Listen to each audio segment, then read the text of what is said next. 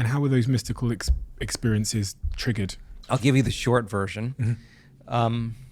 There's a tiny little gland in the back of your brain called the pineal gland.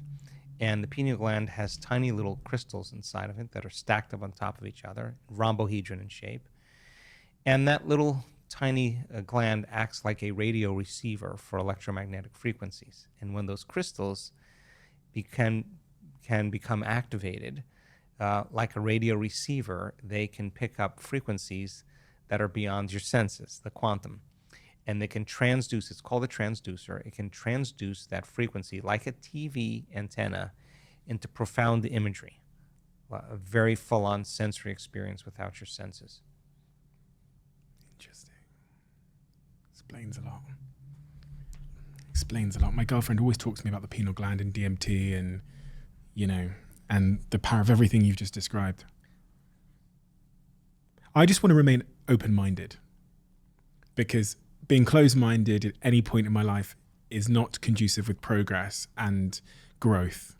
So my desire in doing this podcast generally is just to learn from people that have new perspectives on the nature of the world, and to remain humble in the fact that I know very little.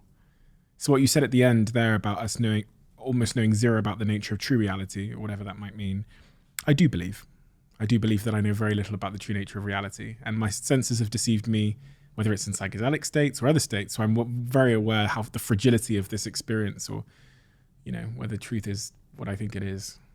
Yeah. Well, I think it only takes one mystical moment, one transcendental moment, for us to realize that we're missing out on a little bit of reality.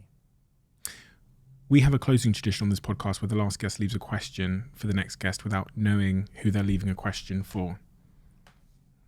If you were made president of this country, and you had to implement laws that would make our lives better, what would you do and why?